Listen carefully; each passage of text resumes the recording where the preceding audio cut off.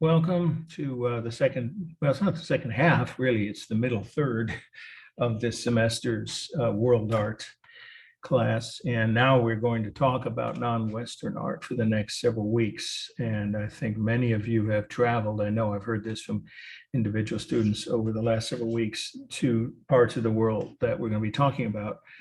But the first section, first region that we're going to cover today, India, I have not been to. So if any of you have been, by all means, if you have something, an observation, as long as it's relevant to the slides on the screen at that time, feel free to comment or contribute in any point that's, relating to the subject of those slides.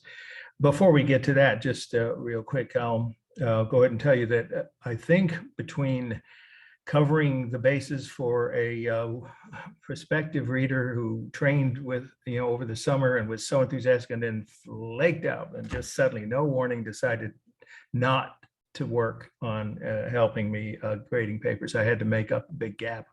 But between the existing readers and myself, I should be able to do that. And here's the bottom line, how it affects you.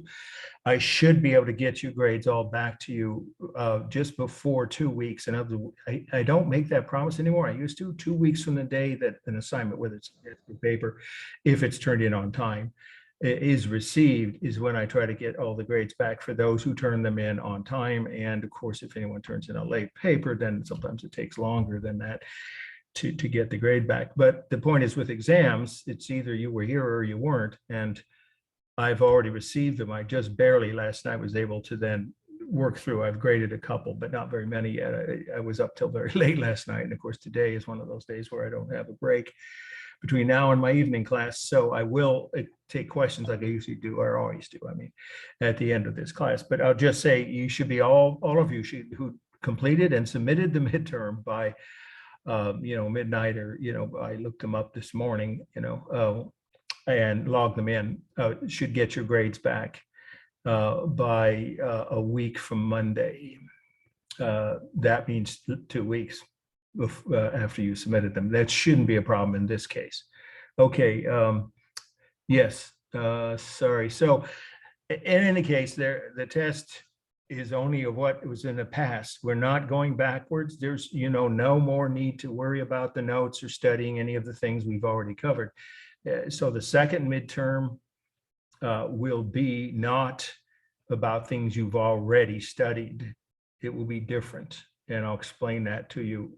It's weeks from now. It's early November, and you'll have plenty of time to prepare. And that will be an essay format. I'll tell you that much, which will give you plenty of time. And I'll give you, like a couple of days, more than a couple of days to prepare, several days to prepare for that, probably 5 days at least. But that won't be until like the first week in November. So you have a breathing space, everyone. Now, let's see, Megan. Yeah, let's let you in. Okay. Megan, welcome. Yeah, I was just saying that I'll have all the grades for the midterms that were turned in by the deadline by a week from Monday, and maybe even sooner. I may be able to get them back to you over that weekend, but certainly before our class on Monday, let me do the math, 5, I'm sorry, I don't have a calendar in front of me. Whatever a week from this coming Monday is, you'll get them back probably that weekend, the grades themselves and the explanation, of how you did. Okay. Let's see, that usually shows up at the bottom. Yeah. And it's fine with me if it does or doesn't, as long as students, it's a good thing you're posting that. Can people see that? Those who need to do that kind of transcription for your notes.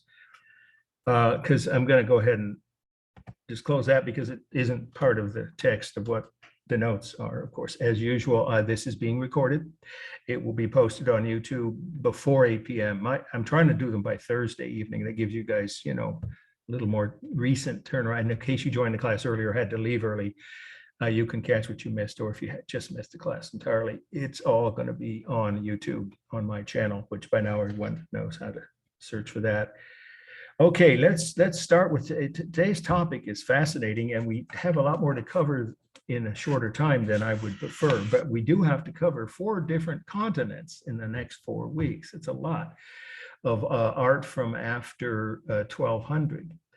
depending on which region. So here we are. Our topic for today is South and Southeast Asian art after 1200, which is India, mostly India, Pakistan, and Indonesia. And I know a couple of you have been to those places. Let me let Emilio in here. Welcome, Emiliano. You didn't miss anything. I was just saying all the grades for the midterms will be back a week from Monday before that class. Not this coming Monday, a week from that, probably the weekend before. All right, let's get started with our first screen share. And it is a map. I don't usually show maps, but I like that Stockstead does that she gives context, or did. She's passed away, I think 3 or 4 years ago, but the book is still being written by her colleague who worked with her on the first edition and updated, of course. So we have access as teachers to the most recent editions, of course.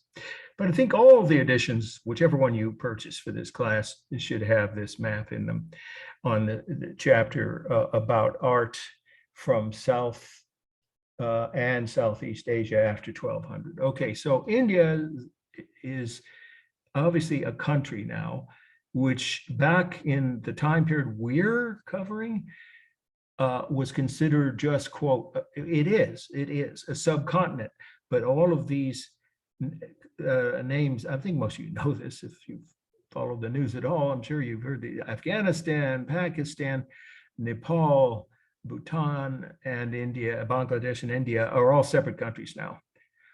Sri Lanka, right, which used to be called Ceylon. We're going to focus mostly on India, what is now the country of India, Pakistan, its largest in population, its largest neighbor, and a little bit on Cambodia and Indonesia. And so I'm not going to say a lot, but I'm going to say, some of you don't know this, you don't have to write it, but it's context, background information that I'm sure many of you do know. India has the second largest population of any country in the world. It is pretty much almost at 1.4 billion. The country with the largest population in the world, of course, is right next door, China. But it is not much bigger anymore. In fact, within a few years, India will surpass China as the most populous country in the world. And India is only 1/3 the land area of China. So they have roughly equal population, both about 1.4 billion. You don't have to be a math whiz to do this. India is 3 times more crowded than China. And 4 times, this is the part that I think surprises many people. People think America's crowded. No, we're not. 4 times as crowded as the United States. We have 3 times the land area and 1/4 their population. So 4 times 3 is 12. It's pretty easy to figure that out, right? It is 12 times more crowded on average, India as a country, than the United States.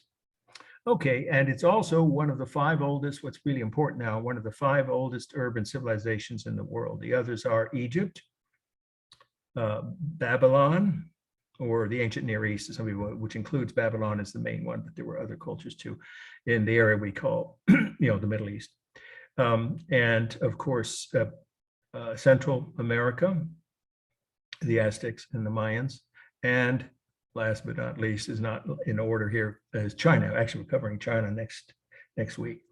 Those are the parts of the world that have 5,000 or more years of continuous urban civilization, the 5 oldest urban civilization regions in the world. Okay, so let's move on to our first must-know slide.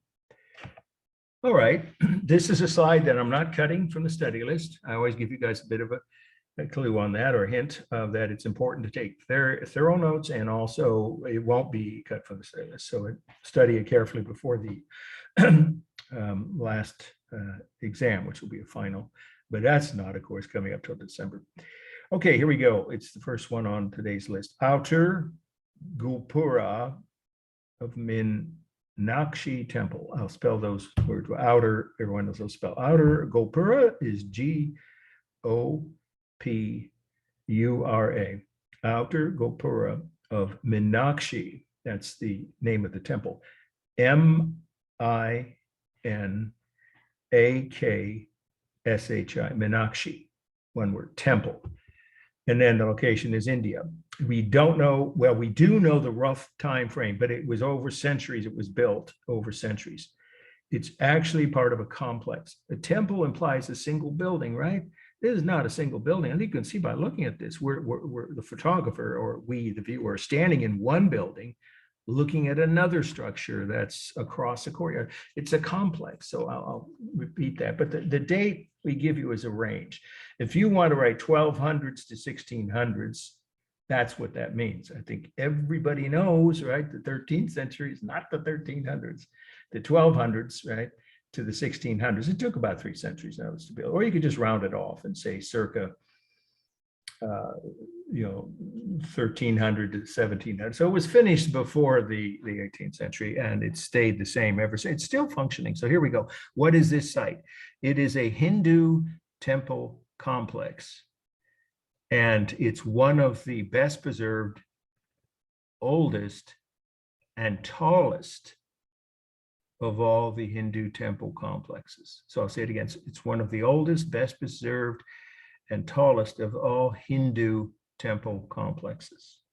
So that leads to first two, I think it's 4 terms, you guys, right? If I'm glancing at the list of terms I need to give you today. So let's start with the first one. What is a gopura? There's obviously part of the meaning here, but it's also, remember, standalone definition. It could appear on the final. It would be where it would appear on the final, which is, under the true false section, right? Like you saw on the midterm. Okay, so what's a gopura? It's a short definition. A gopura, here we go. It's a tall, narrow prayer tower above the entrance to a Hindu temple complex, period. Again, it's a tall, narrow prayer tower above the entrance to a Hindu temple complex. That's exactly what we're looking at. This is the gopura right here, because below it, there is a small temple here, and then we're looking from the porch of another temple. Obviously, it's not one building. This complex means multiple buildings that all function for the same purpose. So that's what we're looking at. We're looking at the one courtyard. It probably has several, but I've never seen a diagram. So we'll say one of the courtyards at this particular temple complex. And it's a good slide to indicate how tall this is. They just said that part of the meaning of this, that it's one of the tallest Hindu temple complexes anywhere. Okay, so, well, then that begs the question, how tall is it? About 160 feet from the foundation line, which of course these are steps, so the foundation's buried somewhere behind that. From the ground, you could say from the ground or foundation to the top, the very tip of it, is about 160 feet. That makes it one of the very tallest. I don't think it's the, but it could be the tallest. Just say one of the tallest gopuras. So there's several of these. All of these Hindu temple complexes have more than one entrance. And so they each have one of these prayer towers, and those are all very tall. They're all about the same height, 160 feet. The only other thing then leads to the second term, and this is a not too long a term. It's the definition of Hinduism, which you see on your list of terms, right? And that's not too long a definition. We have one long one coming up, and that's Buddhism. We'll get to that in a couple more slides. So what is Hinduism, the definition? Hinduism is a religion that began in India about 2000 BC, or if you prefer BCE, a religion that began in India about 2000 BC, which believes in a multitude of deities,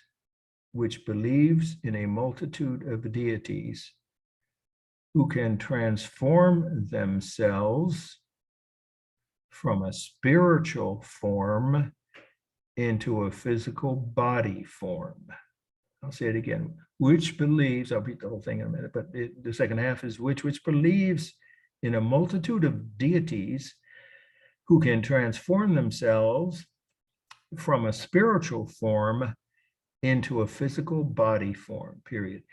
You know, if you think about it, that actually is a common belief, even though Hinduism, it's much more open and direct, that all of their major gods can come down to earth and appear to be physically present instead of just spiritually up in the universe, right? That's what that means. But that's true of a lot of other religions too.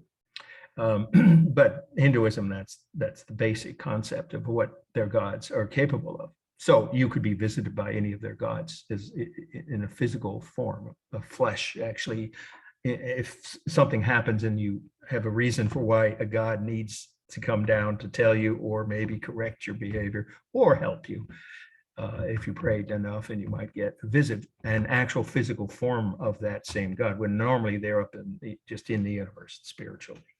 Okay, all right, so this is a Hindu temple complex, and the Hinduism is part of the meaning of it.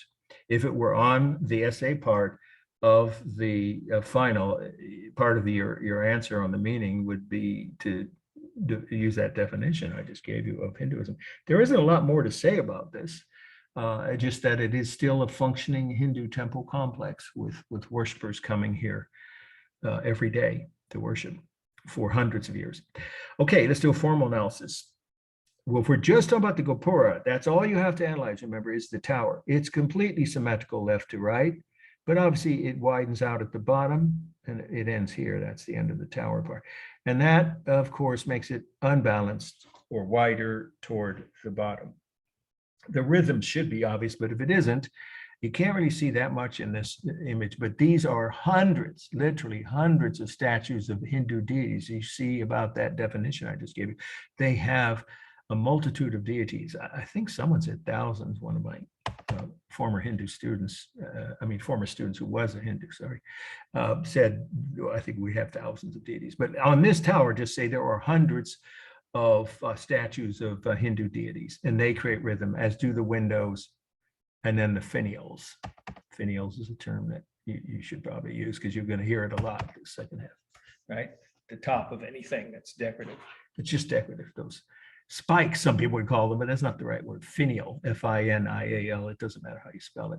It's not a word from the syllabus, but those are finials. They're just decorative. So that creates rhythm, as do the statues and the windows. Color, it's warm. It's a warm kind of a tan colored stone.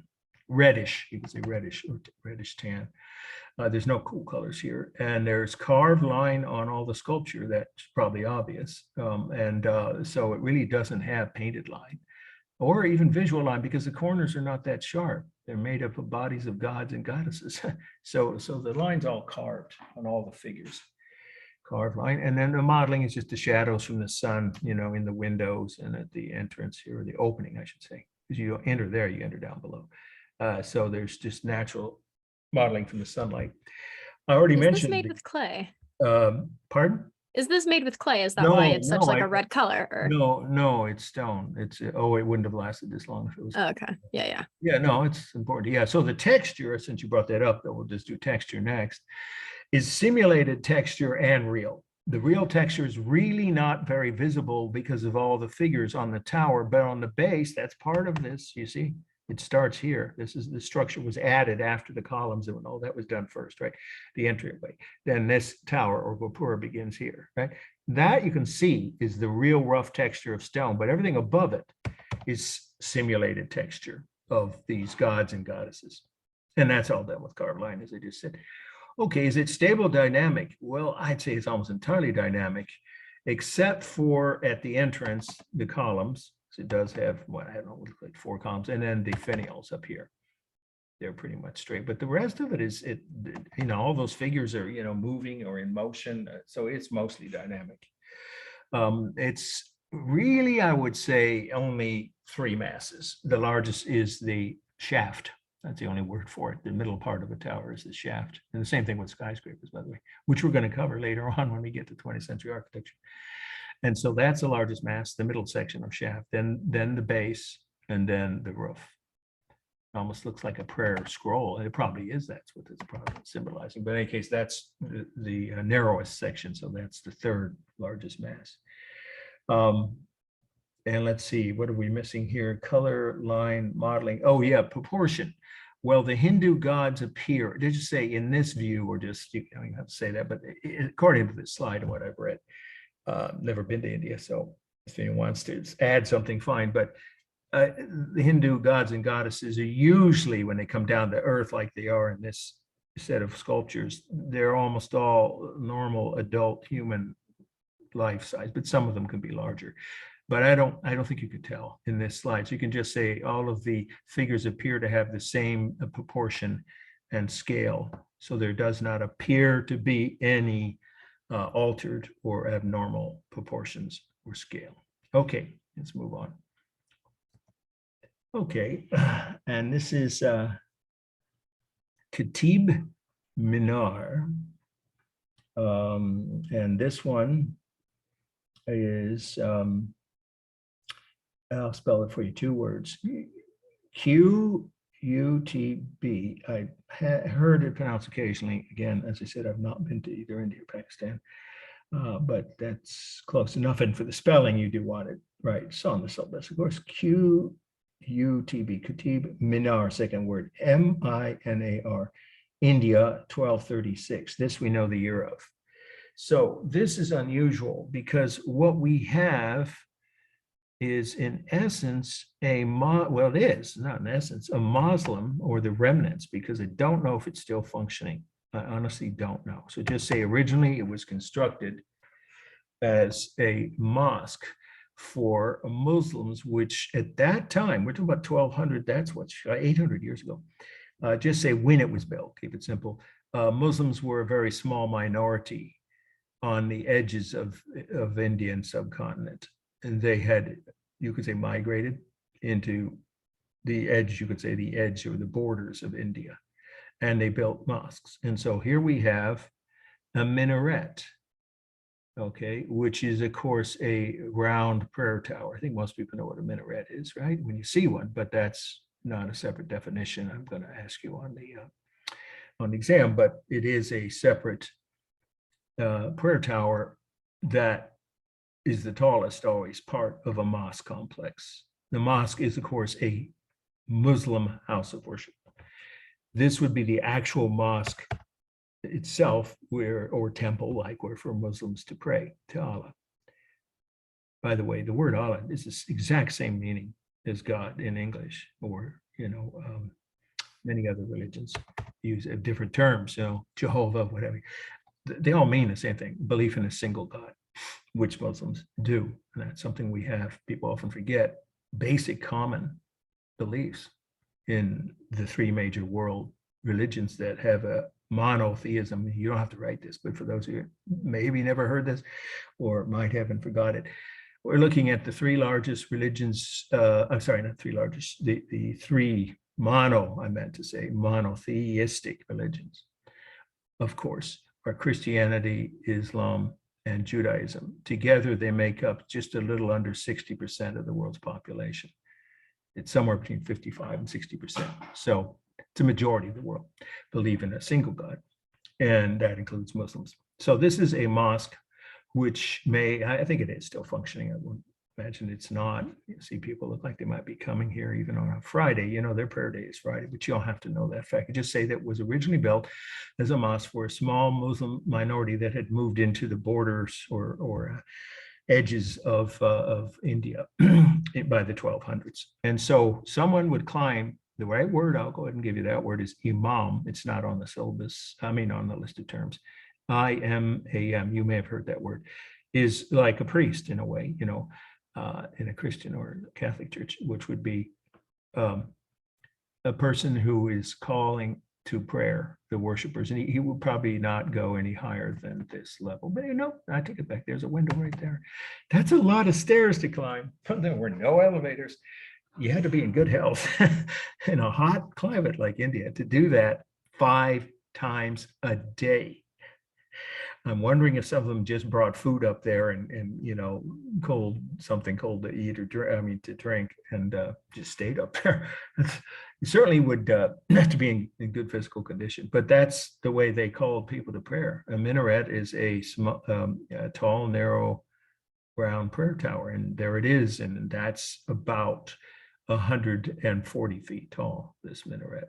If you were to climb to the very, very top, which I suppose they might have had to do, but certainly at least to the tallest window, or doorway, actually it's a doorway, and that would mean a person trained. They would have all the prayers memorized in Arabic. Yes, even though this is not an Arabic speaking part of the world, and not all Muslims speak Arabic, but that's the official language of the Quran. So they would call the prayer in the original language of Muhammad, right? All you have to say is this to keep it simple. This is probably still a functioning mosque and would have been one of the first ones for the period, the early Muslims, I shouldn't say period, the time when early Muslims had immigrated into the border areas of India. And originally this minaret or prayer tower, you can just say prayer tower, was used to call the faithful, right? Muslims, you can just say Muslims, to prayer 5 times a day, 5 times a day. And the prayer was sung, called, you could say, or sung from the top of this tower 5 times a day. Okay, and so that's pretty much the whole meaning here. Let's do a formal analysis. The minaret is separate from this, so you kind of have to do a double formal elements analysis. It's balanced left to right, and obviously weighted. Of course, it would have to have the walls to be thicker. Always in a stone tower, it's going to be thicker at the bottom. So, of course, it's weighted or unbalanced toward the bottom. It is dynamic and stable. It's a tall, straight shaft, isn't it? It's going straight toward the sky, of course, but it's round, so it's both equally. The largest mass is the first section. Pretty obvious, right? It's taller and wider than the middle section, and then the top. Actually, it's 4 masses, and then the upper part of the tower here is, you could say, the 4th largest mass. And why don't we just analyze that? Because if it's on the exam, you would want to have to do a double analysis. That'd be more than you should have to do on a slide essay question on a test. So we'll just analyze the elements on this. The color all warm, except for some repairs done. For some reason, some of the brickwork here, or stone and brick, it's a mixture of stone and brick. I think most of the decorations are brick. Pretty sure parts of them are. In any case, the majority of the tower, it's stone, and that's, of course, real rough texture of stone and brick. I don't see any simulated textures here. The rhythm we already mentioned, well, I don't know if I did actually. The ridges create rhythm, and each balcony, those are balconies. So maybe if they were, the mom was lucky, he wouldn't be required to go all the way to the top, but just stop here and call a prayer, because of course everyone can hear it down below from any of these balconies. So the balconies create rhythm and the ridges. And let's see, line here is carved. There's a carved line on each balcony, as you can see from here, and on parts of the stone shaft as well. So the line is just carved, not painted. The modeling is really no visible modeling. Maybe you could say in each of the doorways from the sun. There's no technique for modeling. For space, this is about 140 feet tall. It's maybe 130, so just say nearly or about 140 feet. And it is hollow inside with a stair or a spiral staircase. That should be obvious, but that's how you got to the top levels. So it's a hollow structure that reaches to nearly 140 feet in height. And let's see, rhythm, stable. Oh yeah, proportion. I don't think you can say there's altered proportions here, unless you want to think of it that the bottom is wider, but that's because it has to be because of the function. The structural support system is based on how thick the walls are to support everything above them. So there's no altered or abnormal or exaggerated proportions, and if it's just the minaret you're writing about, you don't have to worry about scale. You can say there's no altered scale. All right, this is one of my favorite works from this section. Akbar inspecting, we'll spell each of these words. Akbar inspecting the construction of Fatehpur Sikri. Again, I'm based my pronunciation, hopefully I'm not, if anyone wants to correct, mispronounce these words too badly, because I've had a number of students from India over the years, although not recently. Akbar is the man who was the Mughal ruler, and there comes a new definition, but let's get the spelling first of the title of this word. Akbar is A-K-B-A-R. Of course, inspecting the construction, you can spell those words. And then the place, it was his new capital city, and he called it 2 words. Fatehpur is F-A-T-E-H-P-U-R.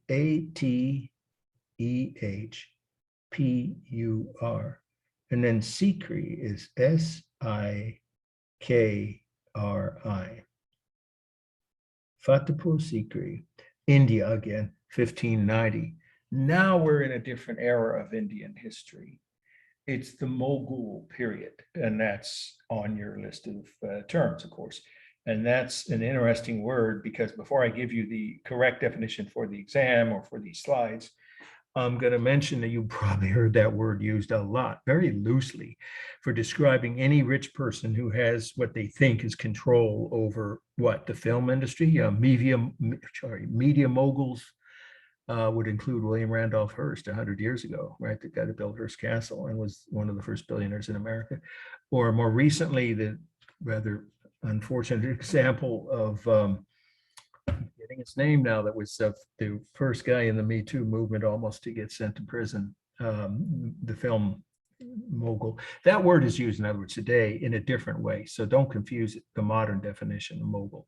But here now is the correct definition, the original definition. A mogul was Muslim invaders who conquered most of India and then ruled over the Indian subcontinent. That means both Pakistan and India. So ruled over the Indian subcontinent for nearly 300 years.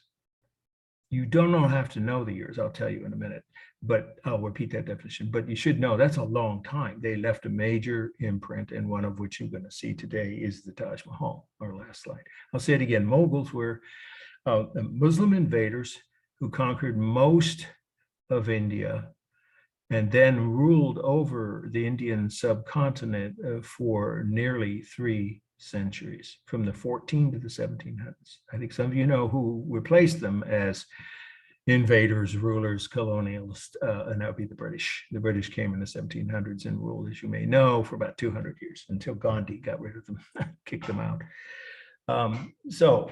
You could guess if culture comes from outside, they're bringing their religion in. So Islam was brought into India, but here's a big, very important fact about the meaning of Mughal culture. There is, by the way, Akbar, the guy in white. And here we'll get to the formal elements, that he is shown larger than everybody else because he's the ruler. He's the most important person in this picture. It's a painting. I love this kind of art, the Mughal painting of the several hundred years in which they ruled India. There are literally thousands and thousands of these paintings in museums around the world. If you want to see a good collection of them, you can go to the Berkeley Art Museum near the UC Berkeley campus. They have a big collection. It's beautiful. The fine work, we'll get to that in a minute. But let's just say what Akbar was. He was a Mughal ruler. He was the Sultan or emperor. You can use either word they would have used in their own language, of course. Either word in Arabic. So he was Akbar, the guy in white, the ruler, the Sultan or emperor over Mughal India, over a huge kingdom. I mean, we just talked about it, but it isn't obvious what I said earlier. Let's go back. All of this that's in green, he ruled over. That's a huge territory, much bigger than India itself today, the country of India. So he had this very large empire. And here's the fact I really want to emphasize. They did not force the people, the Hindu population of India, to convert. About 10% did. About 10%, some say 12. And today, that is why India has a large Muslim population, about 150 million out of, so that's over, it's maybe 11%, but I would just say it's some over 10% of India today are people descended from either the Mughals themselves or who converted, who were native, maybe even originally Hindu, and they chose to convert under the rulers, but they weren't forced to. That's an important fact, as happened with so many other parts of the world and other various religious conflicts.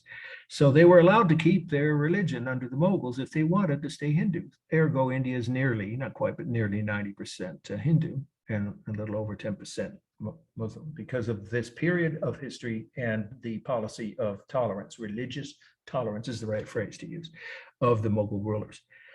But they left a huge impact on India, especially in architecture, which we're going to discuss over the next couple of slides. But let's say what's going on here is just what the title tells us. It's a scene depicting him inspecting the construction of, again, remember that 2-word title, Fatehpur Sikri, is his name of the new capital, the new Mughal capital.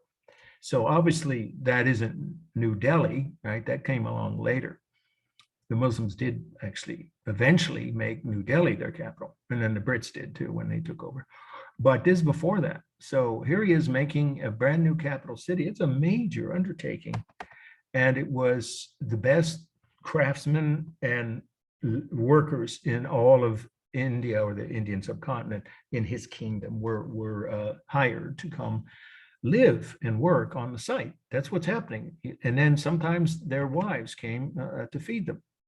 At least this looks like a couple of them have come here during, the breaks and things. But it's look at the detail here. So the last part of the meaning is that what this style of art is known, it's called Mughal painting. That doesn't tell you much though, but what that means is very fine detailing and rich colors. I love both those aspects. So we'll now segue into the formal elements, but you see what I mean, just at a glance, even without getting into the 10 formal elements, you can see the colors are such a wide variety of different, and the people's clothing would have had that kind of variety to it. And then all of the details on their faces, right, and their attire, and even on the buildings themselves, the walls, and these are all stone buildings that were being constructed under the orders of the Mughal emperor Akbar. Okay, so that's plenty on the meaning. So now let's do the formal elements. Well, for color, I'm going to start with that. It's quite a wide variety of varying degrees of warm and cool. Obviously, you'll see all kinds of warm colors of reds and oranges and yellows, and then blue colors. I mean, cool. I meant like blue and white and gray. And then, of course, there's just about every type of color possible in this period of whatever kind of paint. It's not an oil paint. They didn't have oil paint. I don't know what kind of paint it was, and you don't have to know that unless you were writing a paper about one of these or doing extra credit about one of these Mughal paintings. But you can just say that the rich, vivid colors are a variety of warm and cool. But the cool color that stands out and makes him as a figure stand out is the Emperor Akbar. He's wearing white and a gray turban.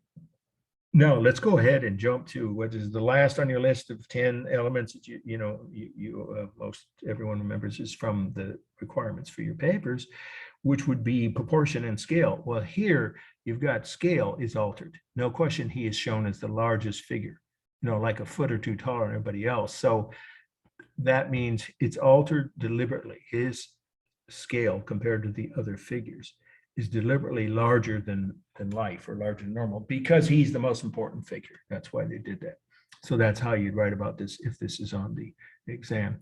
And then there's the proportions. I don't see any alteration in the individual bodies of each human figure or the animal. Let's see there, the animals are down at the bottom.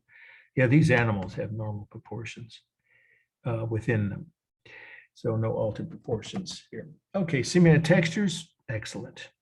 On the clothing, the sashes, I guess you call those, the turbans, the faces, the stone walls, even the rice, I assume that's rice, that the women and, well, actually 2 men and 2 women are preparing for the meals for the workers.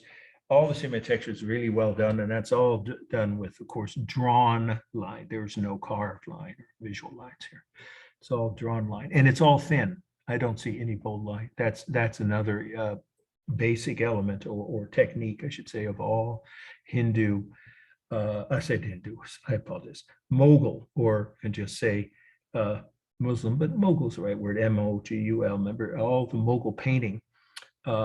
It almost, I've never seen one that didn't have thin. Almost all, maybe occasionally there's 1 or 2 objects with bold outlines, but not here. I don't see any. Okay, there's the rhythm of the human bodies, arms, hands, legs, and of the buildings, the walls of the buildings. It is almost entirely dynamic, except for a few of the figures, like his 2, well, even their arms are dynamic, but they are standing, his attendants or servants behind him, but he's leaning over. Most of the figures are in motion, so almost all the human figures are dynamic. Maybe the guy in purple is stable. The walls are, some parts are stable, and then the edges or corners, I should say, right? Right about parts of the walls are dynamic at a diagonal, and the flat part facing the viewers, that's obviously stable. So they're a mixture, stable, dynamic. I don't see much modeling. They didn't use much modeling. There's a little bit on these figures here where they're preparing rice. There's some, just minimal on their clothing and maybe the rice itself. But modeling wasn't a major part, so there's very little modeling. And then let's see, the largest objects would be the buildings, the stone walls. They're probably equal, all three different buildings from what we can see of them. And then of the rest of the figures, the second largest mass is the largest human figure, and that's Akbar, of course. And after that, the other human figures are all about the same, basically the same size. For space, you have overlapping, and here there is foreshortening on the walls, but there really is no diminishing size. Look, I don't know if they just didn't want to use that technique or didn't have it, because these figures are no smaller, and they've got to be a good block or so farther away from us, the viewer, than the ones at the bottom. And so there's no diminishing size, definitely not scientific perspective. They didn't know that. No atmospheric perspective. They didn't know that technique. But there's no register line here either. There's no lines you can see. If there were, there'd be some, but the figures are just arranged in a general, front to back arrangement. So just overlapping and foreshortening. Okay, and I think I already mentioned color, modeling, balance, rhythm. Okay, let's move on. This is a very interesting one. Okay, this is the fourth one in our list for today. Jahangir, I'll spell these words, and of course, Jahangir and Shah Abbas, India, 1618. Okay, so Jahangir is the guy on the taller of the two figures, the one on the right in the green. And he was the Mughal emperor of India at the time this was done. It's his, I think it's a son, to say a later ruler who came after Akbar. Jahangir is spelled Jahangir, and Shah, Shah. You may have heard the word Shah. It's still used today in Muslim cultures. Abbas, actually, it's the name of the guy that's head of the Palestinian Authority in the West Bank in the Middle East, on the border of Israel. He's been there for about 20 years. Abbas, it's a very common first name in Muslim culture. Abbas is Abbas, Shah Abbas. He's the shorter guy in purple. We'll talk about why is he shown shorter and kind of like he's begging. Well, that is no accident. And then again, I already said the location, India, the date 1618. This is a piece of political propaganda. I always try to use at least one little bit of alliteration that might help some of you remember things. Well, you have it in your notes anyway, right? I'm not saying will be, but this one, I'd say the odds are pretty high that it won't cut it, because it's really an interesting piece, and it's not too hard to understand what's going on once you realize what it is a piece of political propaganda, or if you prefer to make it shorter statement, political statement, in which the emperor, the Mughal emperor of India, right here, is symbolized in two ways. He's the more powerful figure, I should say. First, he's depicted standing on a lion, which is symbolic of his strength and power. And also he's larger, he's taller, and therefore the dominant figure, which he was, because who's the other guy? The Shah of Persia, which was a separate kingdom, but they were not as powerful, as wealthy, or strong as India at this point in history anyway. And so what you see here is the Shah of the Muslim kingdom, neighboring kingdom of Persia, which is today Iran, where all the demonstrations are. Boy, those are brave people in the streets of Tehran and other demonstrating for their rights. I really wish they will succeed, but who knows? If you haven't been following it, you should take a look at that. It's hard to believe that those people are willing to risk what they are. Anyway, this country was back then just another Muslim kingdom that was a neighbor and occasionally a rival of India, but India was more powerful. The Mughal rulers were definitely stronger. And so that's why he's shown bigger. And then if that's not enough to indicate that the Shah of Persia is shown shorter, therefore less powerful, he's standing on a lamb. Anything else needs to be symbolically indicating which one is the more powerful. And then this giant halo, yes, that's the word. I know many people think only a Christian term, because they're all kind of Christian saints in the history of artwork in Christian countries, where a halo is shown around Saint so-and-so's head or what. Well, they believe in a similar concept. That is that Shah the emperor of India, Jahangir, is so powerful that Allah or God, you say it either way, is showing his approval by having a large, almost like a giant sun, isn't it? A disc, or really the right word is halo, around his head. See, his head is centered in the middle of this large halo. And then there's angels from heaven that are holding up that, indicating God or Allah, you can say it either way, the words are synonymous, remember, it has appointed him, Jahangir, to be the most powerful Muslim ruler, which he was at the time. Of all the Muslim countries in the world, there were already dozens of them. There's like 60 or more today in the world, in Muslim majority countries. Back then, he was the most powerful of all the Muslim rulers. And then it's nice to have the map down there. So see, he's standing over the portion of the map that would be where Persia is, and Jahangir is standing over the area that would be the subcontinent of India, which would include, remember, all the way up into the mountains of Tibet. Well, not Tibet itself, but everything below the Himalayas. Pakistan, you have to know, remember, this is in the map I showed you at the beginning. India, Bangladesh, what today are separate countries, back then was all part of this kingdom. Okay, that's the whole meaning. Let's do a formal analysis. Well, I already said that these are Mughal drawings, so it's a given that they have two things, all these thin outlines on all the objects, human or otherwise, and very little modeling. But here there's a little bit on their faces, more so on Jahangir's. And I'd have to say on the two animals, there's some modeling. You could say minimal modeling, mostly on the animals. But on the human figures, there really isn't. And on the map with the angels on either side of the halo, there isn't mostly no modeling. The rhythm is obvious with their bodies, their arms, hands, heads, feet. And it is balanced roughly, even though he's taller. If you look at it this way with the halo, and they're both centered in the middle of it, even if he's a head taller than the weaker ruler, it's roughly balanced, I would say, because of the placement of the figures, and they're both standing in the middle. And to me, it's balanced below because the globe, right, the part of the globe you see here, and the halo are almost the same area, though we only see half of the globe here, or part of it. But it's roughly the same. I would say it's roughly balanced. And then there is similar texture, really well done, superb everywhere on the animals, the clothing, the hair, the faces.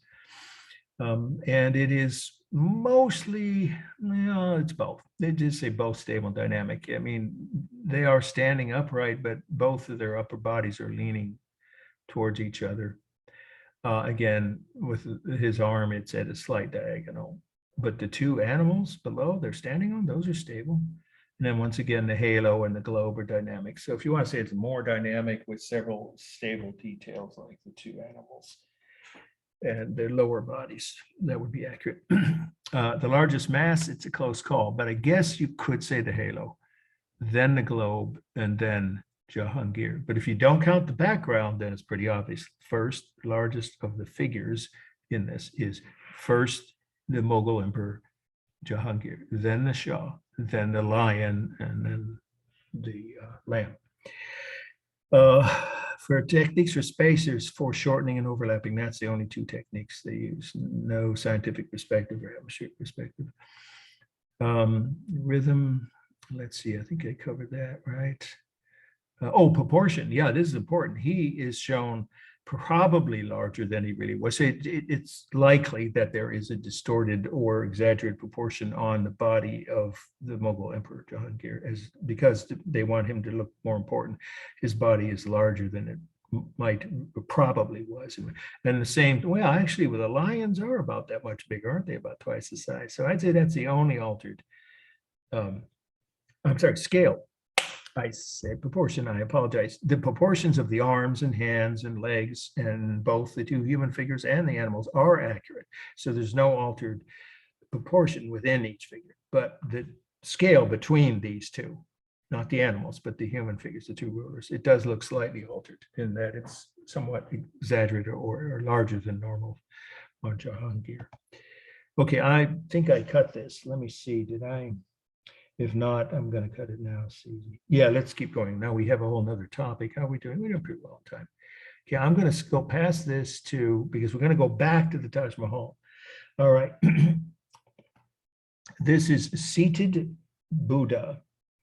Seated Buddha. Buddha, second word is, as some of you already know, the name of the founder of that religion. Buddha. Cambodia, which today the country of Cambodia.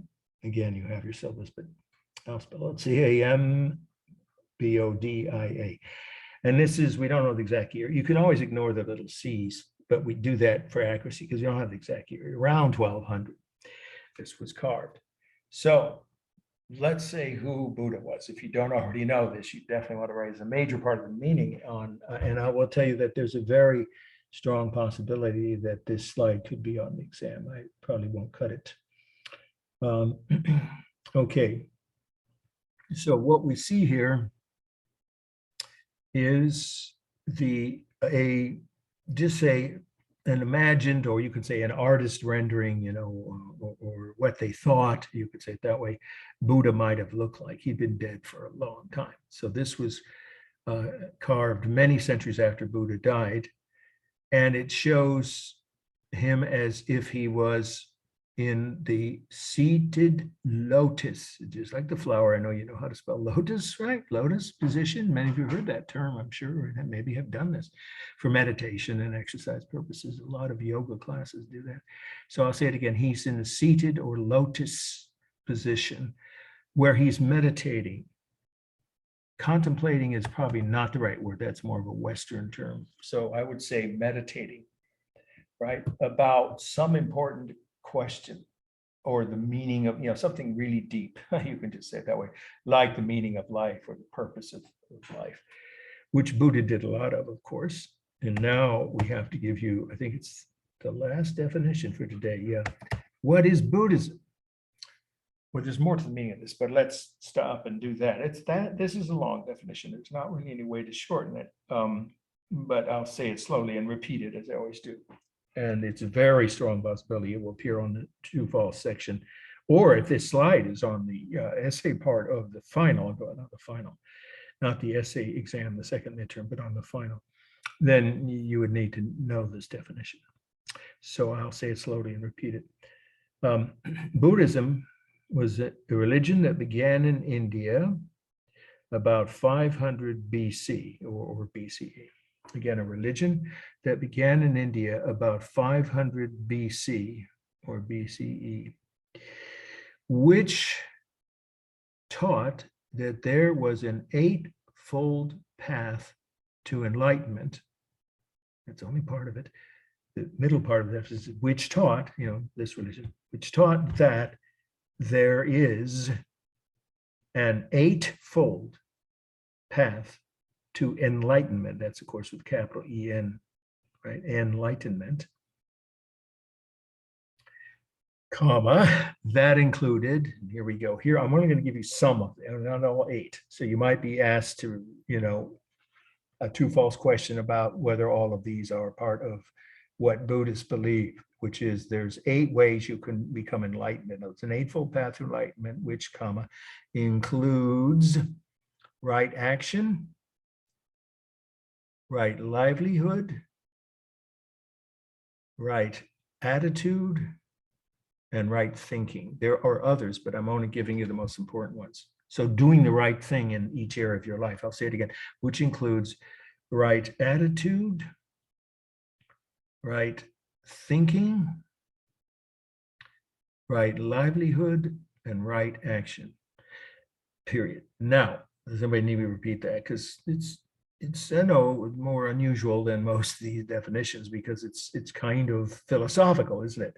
In fact, a lot of my many friends who were converted to Buddhism or born in Buddhist over the years. I've lived in Berkeley, been to more than a couple of Buddhist ceremonies, and they'll say some of them, this isn't even a religion, but in a way it is. It's a belief in a higher power and a higher way of being. So you can become, when you die, you don't go to heaven like, you know, the old Christian and many other religious beliefs, and Muslim and do too, that there is a place you can go or a state of being. It's more just receiving a state of becoming, entering, there we go, entering entering a state of grace before you die, so that if you behave properly, you do everything, carefully, so you don't, in other words, don't harm other people in your actions, your livelihood, your speech, your thinking. Those things are things you're supposed to do carefully enough that you avoid harming, if at all possible, unless you're, lively, your existence depends on your defending yourself. Otherwise, you would not do any harm to any other living creatures, unless it's necessary for your survival. So Buddha there's another fact about it, and this, since we're looking at a sculpture of the way they think he looked, they probably had a few coins. He was famous before he died. His religion was spreading all over India. Funny thing, it's hardly anyone in India is Buddhist anymore. Buddhism is now the world's largest religion, but mostly in the rest of Asia, or let's say of East Asia. It's very common in China, of course, even with communist dictatorship, many people still worship Buddhist religious ceremonies, but not in India. So we'll just say it spread from India, and it was already a very major religion by the time Buddha died. He made it to 80, or even something 85, somewhere in his early 80s. That's a good life even now. Back then it was unusual. So during his lifetime, Buddhism spread all over what was then, well, it's India, right? The early version of India. This is long before the Muslims came. There was no Islam this far back. And so it became a very popular religion throughout Asia within the next few centuries after Buddha died. And there is one other reason why that's true, because Buddha himself had been a prince. He could have inherited a kingdom, not all of India, because back then they were all divided into different Hindu kingdoms. So he was born as a Hindu prince, and he gave all of that up, voluntarily walked away from it to become enlightened. That's the really important fact. That's what he's doing here. He's gone away from his family. He had to turn his back on his wife, his children, his parents, all of his relatives, and everyone he knew. He left the royal palace he was born in and went out into the countryside of India, seeking enlightenment to understand why life is the way it is, and what to do about human violence, and how to prevent people from harming each other. And that's a pretty powerful message. He lived his life the way he believed everyone should. So in other words, his example inspired millions of people to convert from Hinduism to Buddhism, even during his lifetime, and a lot even more after he died. I think it's the third or fourth largest religion in the world now. Okay, that's almost all the meaning. The last part is this was also a sculpture of a self-portrait, so I should say, of the king of, or emperor, well, he'd been king of Cambodia. Cambodia was a Buddhist kingdom by the time this was carved. So the emperor ordered this sculpture to be made, and he posed for it. So what we really know is the face is the figure, and the face is copied from the life pose done during the life of the current king of Cambodia. It's the last part of the meeting. All right, it's cool gray color. It's not intact anymore, but it's still balanced left to right, even though, if the arms are there, it'd be even more so. But the fact is equally missing each arm. So with the two legs and the torso and the head, everything's centered. Of course, it's totally balanced left to right, and obviously unbalanced or weighted toward the bottom. The rhythm is obvious with the eyes, the ears, lips, and of course the legs, the feet. The details on the face and the body are all done with carved line. And the texture is the smooth, real texture of the stone. I'm not sure if it's marble. Don't think it is. No, it isn't actually, because marble wouldn't do this. Wouldn't discolor like that. So just say it's a smooth stone, and the real texture is visible on the skin, but there is similar texture, of course, done on the face, especially, and the hair, right? And on the toes. And he's wearing just a loincloth, you can say, the clothing. All right, and then it's stable almost entirely. Look, his legs form right angles to his torso. His head and neck are straight upright. So only, the edges of his, knees or kneecaps, if you want to say it that way, and the top of his head, those are dynamic. Otherwise, it's almost entirely stable. It's a single mass. For space, There is overlapping of the legs over the rest of his body, but since the arms are gone, we don't know if they once overlapped his belly. But we can just say that it's mostly real space because it is a life-size adult man's figure. So the only technique is overlapping, and there's only lighting, modeling from the museum lighting. And the proportions are all realistic and accurate here. There's no altered proportions. Okay, we're doing pretty well in time. This is a standing Buddha. I'm just showing it to you. I took it off the list, but I love this figure. I can give you a clue. One of the best museums, some of you have been there, I'll bet, in the Bay Area. And it's a surprise for many people the first time they go, because it's just so fascinating to go through room after room of different Asian cultural artifacts. It's called the Asian Art Museum right downtown, just across from City Hall. And there's a garage right in front of it. So you don't have to worry about parking. And I mean, you have to pay, of course, but then you have a secure, easy access to your car, and it's well worth it. And it's the lowest fee, I think, of any museum in San Francisco, any city-owned museum. The Asian Art Museum in the Civic Center. It's really, and there's figures just like this and the seated Buddha, as well as many other Buddhist, Hindu, and Muslim, mostly religious figures.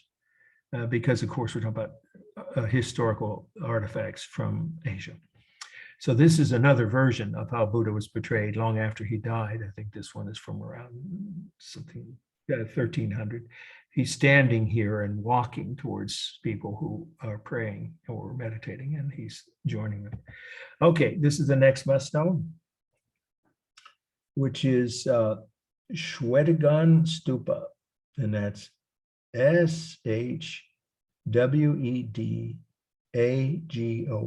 Stupa. S-T-U-P-A, 2 words, Stupa, Burma, and it's in Myanmar is the new name, but that's what the dictators call it. You can use either word. It's both, in at least this class, both are acceptable. I know in the media mostly now that everyone just says Myanmar. Burma is an old term, that's true, and it's not in their language, but Myanmar is no more culturally sensitive, because it was a term created by the dictatorship that took over Burma back in the 1960s. They took over that long ago, then briefly gave up power, and now they took it back. They're brutalizing their own people. They've killed thousands of them. You know this if you've been following the news. For about 18 months now, they've been under a reconstituted dictatorship, and they just wanted people to forget about what was going on, so they changed the name. You don't have to write this. That's why I prefer, and many people I've talked to who've been to that country prefer the word Burma, but you can use either. Okay, the date 15th century again means we don't have the exact year, but in the 1400s, if you want to write it that way, this was created. So it's gold. Yes, what looks like gold is, of course, it's not solid gold. Buildings aren't made of solid gold. Gold's the softest metal there is, or one of, they wouldn't stand very long if they were. It's very thick gold plating, or you can say gilding, that's the right word. And that's G-I-L-D, right? Gilding or covering in gold, maybe an inch thick. And it's a stupa. So I think that's the last new definition. I forgot I had that on this list. Stupa is a Hindu, it's a 2-line definition. I'll say it slowly, repeat it. Hindu or Buddhist house of worship, okay, with a large domed roof, with a large, not a small one, a large domed roof, comma, beneath which worshipers walk in a clockwise direction around a collection of religious relics. I'll repeat the whole thing slowly. The stupa is a Hindu or Buddhist house of worship with a large domed roof, comma, beneath which worshipers walk in a clockwise direction around a collection of religious relics. If it is a Buddhist stupa, most stupas are Buddhist, that's what this is, they're going to have something relating to the life of Buddha. They might even claim to have some of his sandals. Well, if you believe what you want when you're in there, if that's really something that Buddha somehow managed to identify with or be identified with him. But that's the kind of thing that we're talking about, religious relics. It could be anything, anything relating to the either Hindu or Buddhist beliefs. But religious relics is enough, just say it that way. So these are a collection of relics, and then you pray or meditate. You do either when you're walking around these religious relics in the middle of this domed room. And that is the shape of a giant upside down umbrella, is what most people call it. And I would agree that looks very much like an umbrella or a bell, either one. I've heard both terms used to describe the shape of that. So the main dome is here, and that's where, if you were inside, that's where the ceiling would be. So this is just a tower added to it, all of which is pointing towards what? Not heaven. Remember that's a different concept in Christian, Muslim, and Hebrew religions. This is not heaven, as I point to. It's pointing towards enlightenment, the concept of becoming enlightened, which Buddha taught, as I said, how to live your life so that you didn't have that. You could become more enlightened. You would understand the meaning of life and not feel either greed or pain or regret by the time you're ready to move on. Okay, that's pretty much the whole meaning. Oh, well, it's a temple complex, if it's not obvious. And it's functioning, it's still very much of a functioning temple complex. The entrance would be, of course, through this gate. Okay, formal analysis. All you're writing about is this section here. So this is completely warm, as gold always is. For space, it's about a 60-foot high dome with about another 50 feet. So say over 100 feet to the finial. There's your finial again. You see at the top. Whoa, I just lost that. Sorry, let's get back to that. Hang on, it won't take very long. All right, you see there, that would be a finial. Right, which looks like it has almost a flag image on it. Here, let's hide this. Let's do that. It's distracting.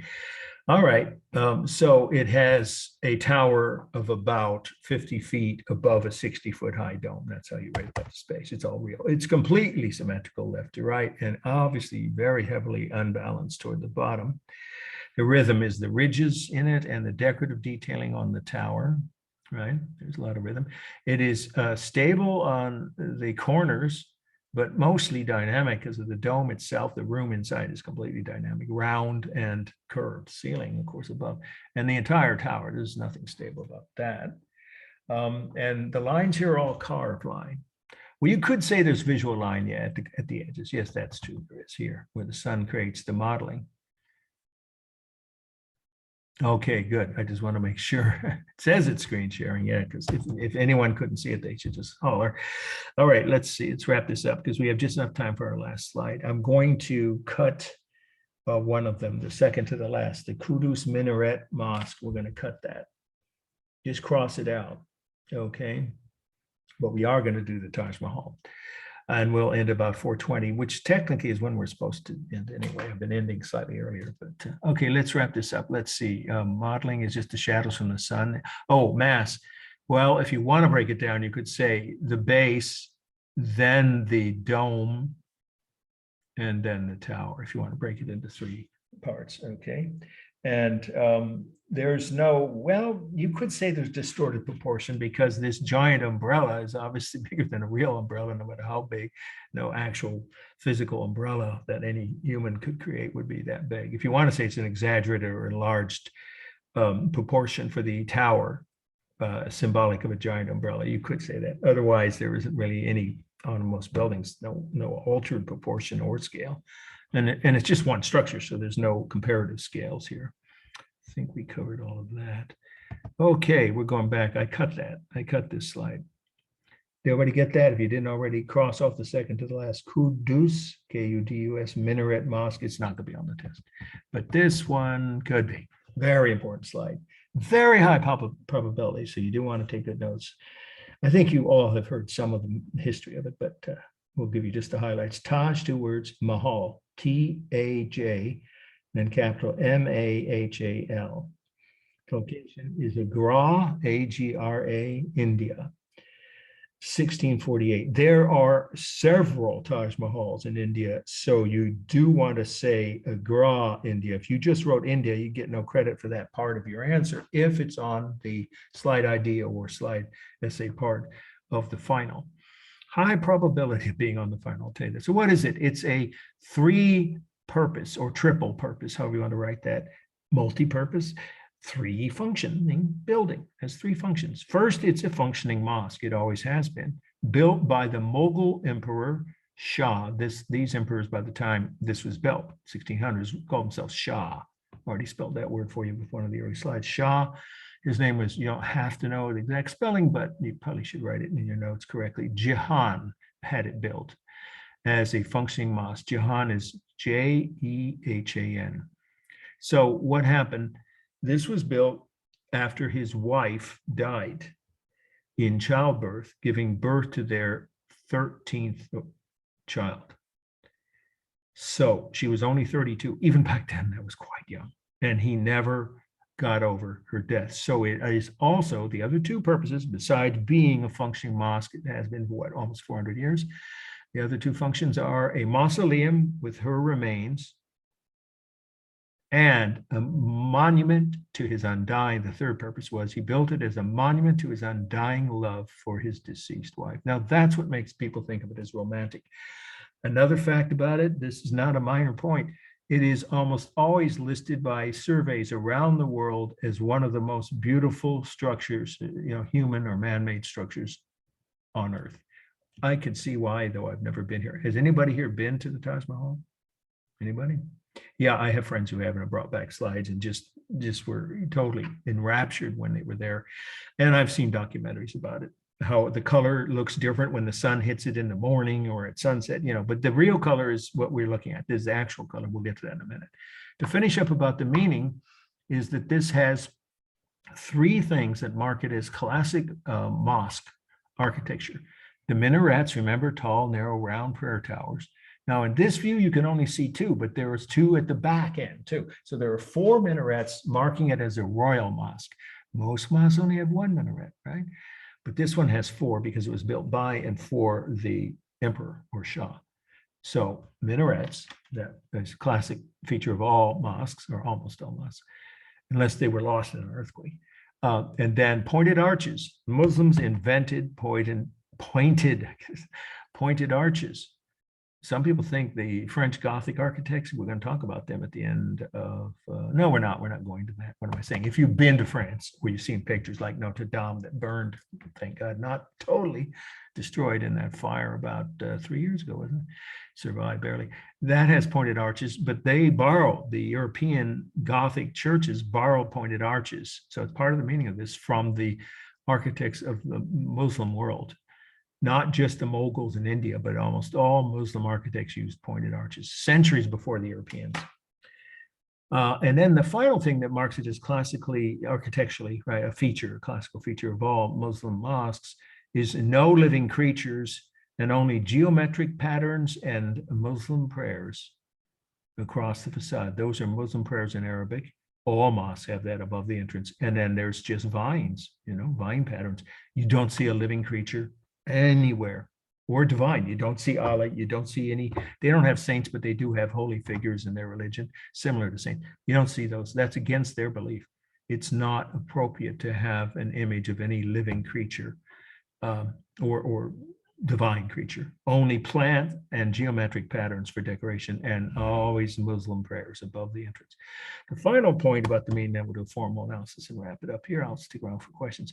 The onion domes are not a Muslim invention. That's one mistake a lot of people make. Disney's done it a bunch of times in their cartoon versions of where they show, some of the movies made in Hollywood, right? And many other people perhaps think it is. No, the first dome, onion dome, specifically onion dome buildings, are from Russian Orthodox churches that are well over 1,200 years old. I've been to them. They're in what's now Ukraine, a separate country, but it was ruled for a while, of course, for many centuries by the czars of Russia. But just say that well over 1,000 years, keep it simple. If you want to know exactly, it's almost 12 centuries ago. Russian Orthodox churches invented the onion dome. And look at a map. India and Russia are just across the mountains from each other. So this onion domes were imported from Russian churches, Russian Orthodox architecture, but everything else is Muslim. And the one final fact, and then we'll do a formals, is the reflecting pool. Reflecting pools are an invention of Muslim architects as well, but they're copied all over the world. The most famous reflecting pools is running out of time. I usually ask people about this, is the one in Washington in front of the Lincoln Memorial, where Martin Luther King gave that incredible speech, which I got to watch live on TV. So, and many other people since. So the reflecting pools in places like Washington, D.C. or Paris and London, they're all over the world, were copied again from Muslim architecture, first used on the grounds of a Muslim mosque. And there's very prominent reflecting pool here. Look how beautiful that image is of the reflection. All right, formal analysis, completely cool off-white / gray colors here. For space, you've got a 30-foot high base with about a 60-foot high, prayer room, and then about a 30-foot high dome. So if you do the math, about 120 feet to the top of the finial there, the total height. But it's broken down into 3 sections. And what's the largest mass? That's pretty easy. The main section, the prayer room. It's not just one room, but prayer section, if you want to say, or a worship area. The main facade, that's the safe way to say it, the facade is the largest mass. And then the base, at least in this photo, and then the largest of the domes. The rhythm's obvious, the pointed arches, the carved leaf or vine patterns, the minarets, same shapes repeated, the domes. It is stable on the walls, dynamic on the domes and the pointed arches, stable on the base, and of course, we already said that minarets are both stable and dynamic. Modeling is important here. It's part of the design, and it's not a side effect. It's part of the original concept to make the deep recessed niches. That's the only way to write that. Those deeply recessed niches are very prominent or very emphasized by the modeling created by the sun. Of course, if they're very, very deep, they're going to have deep shadows. So that's part of the design. Oh, by the way, these were Persian architects imported by the Shah, the Mughal ruler from Persia, who designed this. And let's see, what are we talking about else? Texture, it's all the real smooth texture of marble and glass. I don't see any other textures here. Well, there's metal on the finial if you want to get technical. There's 3 real smooth textures. I don't see any similar textures. Let's see, the rhythm, the bass. Oh, I don't think you could say any proportions are exaggerated here. They're all the necessary proportions that each section of the building needs to have for the entryways, right?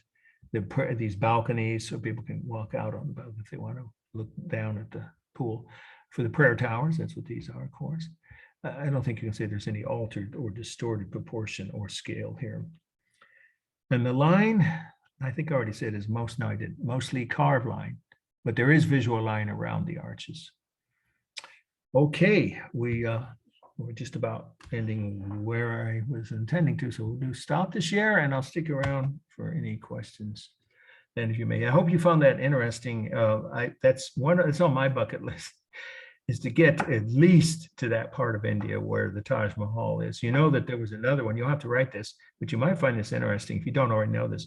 When he built the Taj Mahal, it was a very expensive project, and his son resented that his father was spending so much money, taking money away from him when he became his successor. So he overthrew his own father, put him in prison, and said he was insane. Because why? He was about to build the second Taj Mahal in black stone as yet another way of mourning his wife. Obviously really was in love with her. They were childhood sweethearts. You don't have to write that because we already finished with the notes. But that's an interesting footnote to the legacy of the Taj Mahal. It caused the man who designed it to lose his throne. And I believe he was executed by his own son, who then took over and stopped the construction of the black stone version. There would have been 2 Taj Mahals in Agra, a few miles apart, one white, one black, but the second one never got built. Okay, it's always important to, allow any kinds of questions that haven't already been answered. And I am looking forward to the next several weeks. I hope you can see by looking ahead. And that's the only assignment now for the next several weeks, until the end of October, and we start reviewing for the second midterm.